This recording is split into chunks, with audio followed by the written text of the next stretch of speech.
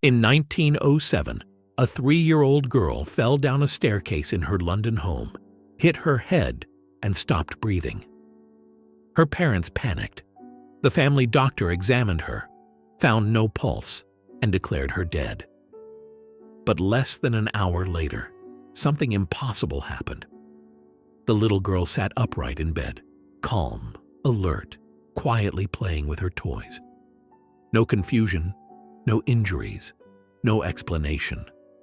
But the child who opened her eyes was not the same one who had closed them. This is the story of Dorothy Eady, the woman whose memories refused to stay buried. In the days after the fall, Dorothy's parents began to notice something unsettling. Their cheerful, energetic little girl had become quiet, withdrawn, almost melancholic. She suffered from constant nightmares, waking in tears and demanding, "I want to go home." She kept saying she wanted to go home, and whenever they gently asked where that was, she simply looked down and whispered, "I don't know." She no longer spoke like a normal toddler. Her accent shifted, rounded, guttural, foreign. Neighbors joked she suddenly sounded Middle Eastern or Egyptian. Her parents didn't laugh.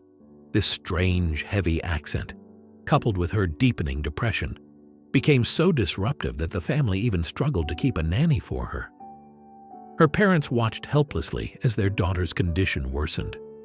They desperately needed a way to bring back her joy. So one weekend they took her to the British Museum.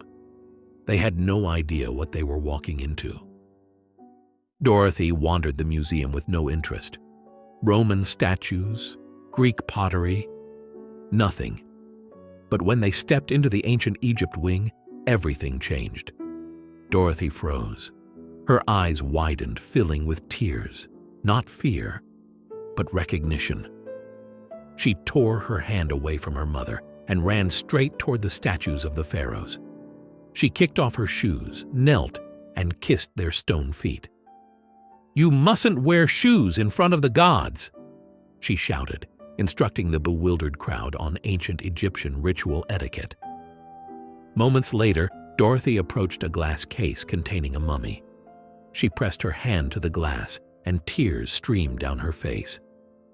"These are my people," she whispered in that heavy, unplaceable accent. From that day on, the museum became the only place where Dorothy's face would light up. Her parents began taking her there constantly. When Dorothy turned 7, her father bought her a children's encyclopedia. Dorothy ignored every section except Egypt. She slept with the book under her pillow. Soon she began examining hieroglyphs with a magnifying glass, tracing the symbols slowly with her finger. "What are you doing?" her mother asked. Dorothy answered softly, "I'm trying to remember." She spent so much time at the British Museum that the chief Egyptologist, Sir Ernest Wallace Budge, took notice. Budge remarked that her ability to grasp the ancient language was incomprehensibly fast. She wasn't learning a new language, she was recalling a forgotten one.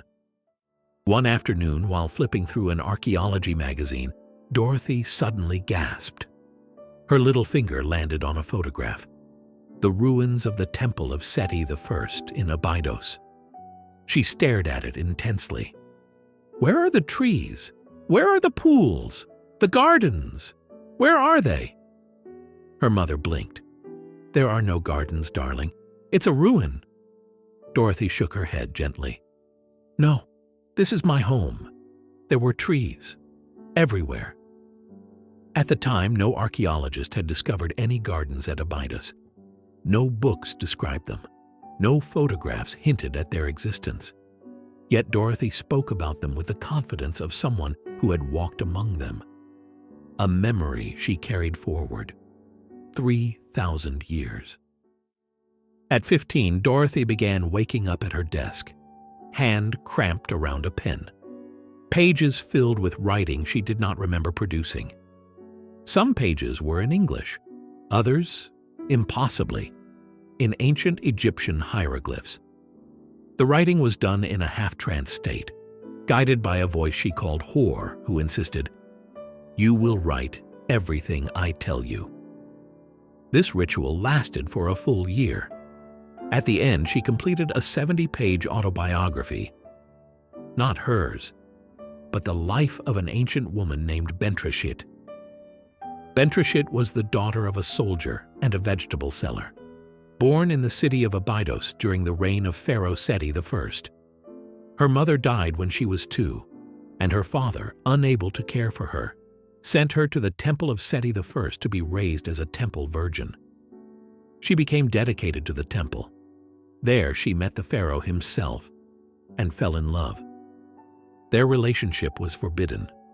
When she became pregnant, temple priests confronted her. To protect Seti from scandal and avoid the sin of breaking her holy vow to Isis, the young priestess took her own life. The details she wrote were specific, intimate, and historically accurate. You don't invent memories like that. You remember them. In 1933, Dorothy finally set foot in the land she had dreamed of all her life. The moment she touched Egyptian soil, she fell to her knees, kissed the ground, and whispered, "I'm home." This move was made possible when she married an Egyptian businessman she had met in London, securing her long-term residency in Egypt. Ironically, though she was English, she was far more devoutly rooted in ancient Egyptian customs and beliefs than her husband and his Muslim family, leading to frequent domestic and religious conflict. She had a son, and she named him Seti. In the Egyptian tradition of naming the mother after her first male child, she took the name Seti, meaning Mother of Seti. Despite having no formal training, she secured a position at the Department of Antiquities in 1935. Experts were baffled. She read hieroglyphs naturally, without hesitation. She explained the purpose of rooms and chambers better than trained Egyptologists. As the first woman to be hired by the Department of Antiquities, she quickly became famous for her constant writing of articles and translations of newly discovered papyri. And in 1952, she was assigned to Abydos, the temple she had claimed since childhood. Bentreshit had returned. Not everyone believed her. The skeptical academic community dismissed her as an eccentric with a wild imagination. So in 1957, a senior official decided to test her. He took her into a newly opened section of the temple, a pitch-black area she had never entered, unmarked on any map. Holding only a torch, Dorothy led the way.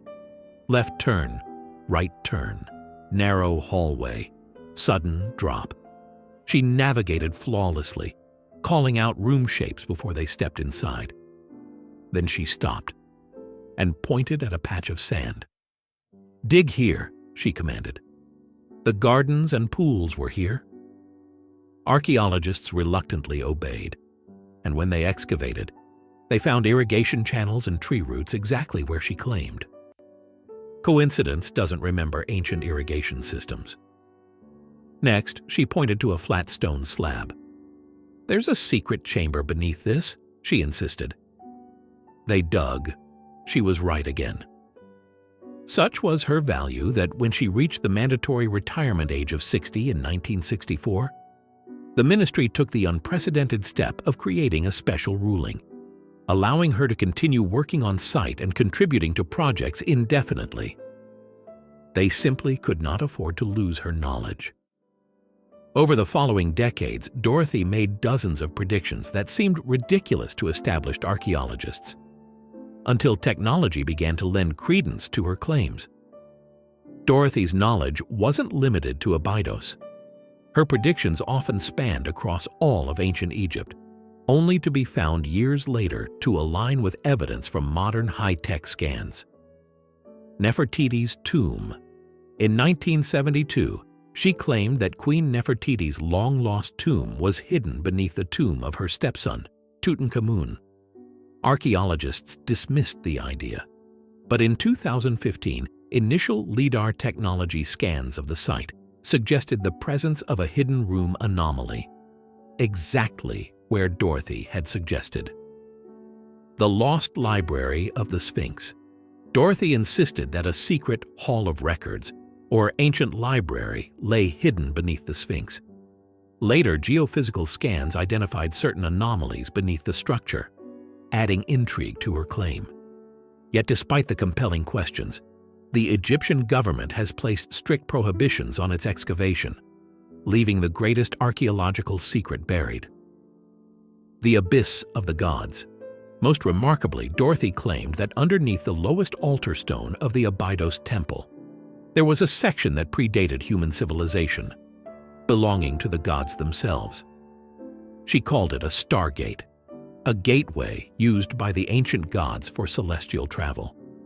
Subsequent scans found an unexcavated room anomaly exactly where she pointed. The Egyptian government immediately prohibited digging, claiming the room was a structural necessity for the temple's foundation. Dorothy didn't just know what Abydos was. She knew what Abydos had been. Knowledge like that cannot be faked. It can only be remembered. A child dies. A child returns, with memories no child should possess. She spends her life describing a past she insists was hers, and archaeology, slowly, reluctantly, and with the help of advanced technology, confirms her again and again. If she was delusional, why was she always right? If she was lying, how did she know where buried gardens were, and where Lidar would later find forbidden chambers? If it was coincidence, how many coincidences equal evidence? Dorothy Eady's extraordinary life and her invaluable contribution to Egyptology stand as one of the most compelling modern proofs that some memories can simply transcend death. So the question is not, did Dorothy Eady live a past life? The real question is, how many of us have lived before and simply forgotten?